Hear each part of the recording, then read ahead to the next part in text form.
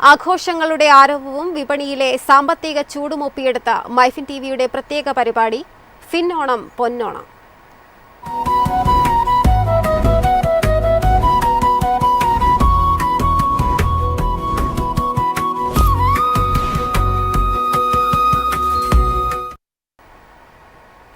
ഓണം അടുത്തതോടെ കേരളത്തിലെ പൂവിപണിയും സജീവമാവുകയാണ്. കേരളത്തിന്റെ ഓണപ്പൂക്കളങ്ങൾക്ക് നിറം പകരാൻ കർണാടകയിലെ ഗുണ്ടൽപേട്ടിൽ നിന്ന് ചെണ്ടുമല്ലിയും മറ്റു പൂക്കളും കേരളത്തിലേക്ക് എത്തിത്തുടങ്ങി.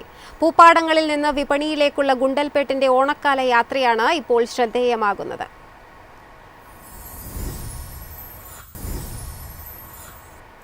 ഓണമടുത്തതോടെ കേരളത്തിൽ സദ്യയ്ക്ക് തിരക്കേറുകയാണ്. വീട്ടിൽ തന്നെ സദ്യ ഒരുക്കാൻ സമയമില്ലാത്ത മലയാളികൾ ഇത്തവണ ആശ്രയിക്കുന്നത് റെസ്റ്റോറന്റുകളെയും ഹോട്ടലുകളെയുമാണ്.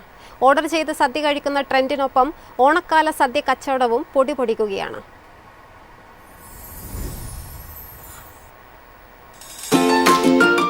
ഓണം എന്ന് കേൾക്കുമ്പോൾ മലയാളിയുടെ മനസ്സിൽ ആദ്യം എത്തുന്നത് സദ്യ തന്നെ. പക്ഷേ കാലം മാറി. വീട്ടിൽ സദ്യയൊരുക്കാൻ മണിക്കൂറുകൾ മാറ്റിവെക്കാൻ ആർക്കും ഇപ്പോൾ സമയമില്ല. ജോലി തിരക്കും ഓണത്തിരക്കിനുമിടയിൽ റെഡിമെയ്ഡായി കിട്ടുന്ന സദ്യയിലേക്ക് ആളുകൾ മാറുകയാണ്.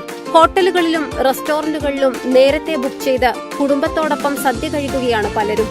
ഡൈനിങ് മാത്രമല്ല, വീട്ടിലേക്ക് എത്തിക്കുന്ന ടേക്ക് എവേ സദ്യയ്ക്കും ആവശ്യക്കാരേറെയാണ്.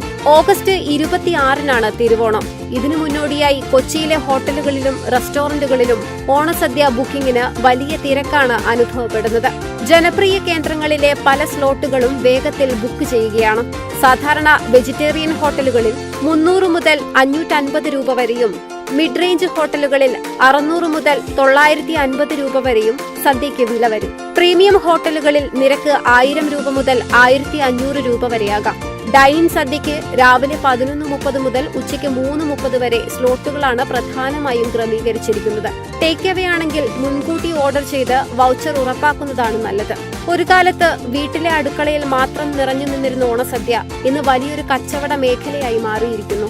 സദ്യ ഒരുക്കാനുള്ള സമയവും ലാഭിക്കാം, ആഘോഷത്തിന്റെ രുചി നഷ്ടപ്പെടാതിരിക്കുകയും ചെയ്യാം. അതുകൊണ്ട് തന്നെ സംസ്ഥാനത്ത് ഇത്തവണ ഓണത്തിന് സദ്യ മാത്രമല്ല, സദ്യയുടെ കച്ചവടവും ഗംഭീരമാണ്. News desk, MyFin TV.